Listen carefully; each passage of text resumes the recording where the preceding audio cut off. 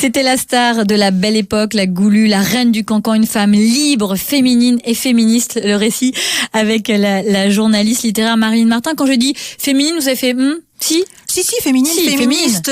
Bon, un peu, oui. En fait, elle casse les carcans, comme je l'ai dit, d'une société bourgeoise. Oui, c'était pas une militante. Mais c'est pas une militante non plus. Non. Mais c'est son comportement qui fait qu'elle libère l'image et la place des femmes dans la société. Complètement. C'est en cela qu'elle est complètement contemporaine. Elle avait un franc-parler absolument unique. Ça aussi, c'est une manière de libérer et de poser les femmes dans la société, parce que c'était pas sois belle et tais-toi. Non, elle avait son franc-parler. Effectivement, elle utilisait beaucoup de mots d'argot, et c'est vrai qu'elle aurait pu avoir un diplôme dans ce sens.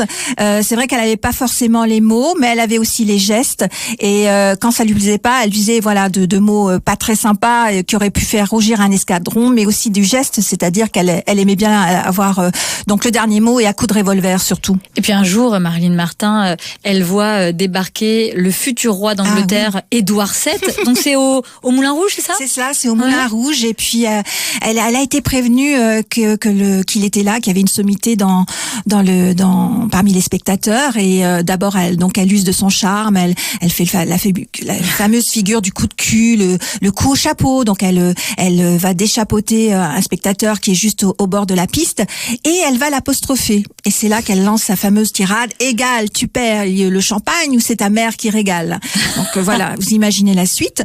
Il y a eu un silence, et puis Édouard VII, magnanime, a payé le champagne, et tout le monde a été mieux, parce que j'imagine que Charles Zidler et Charles Oller étaient derrière le rideau. Les patrons du Moulin Rouge. Les patrons du Moulin Rouge, et ils ont dû avoir des sueurs froides, effectivement. Alors dans le public, il y avait aussi souvent ce grand artiste Toulouse-Lautrec. Oui. Comment ils tombent amis tous les deux ?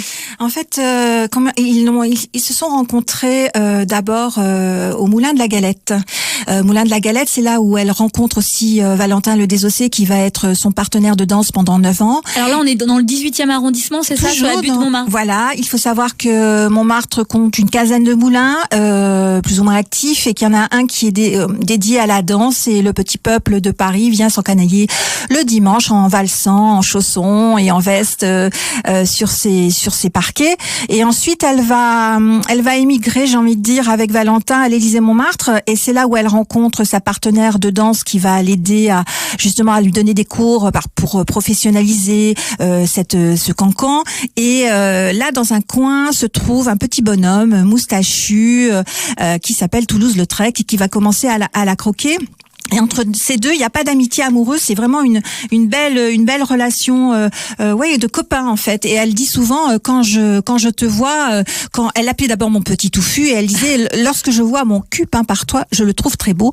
Et lui disait d'elle, elle est timide, parfois féline, coquine, mais souple comme un gant. Minute Papillon sur France Bleu, Sidonie Bonnec.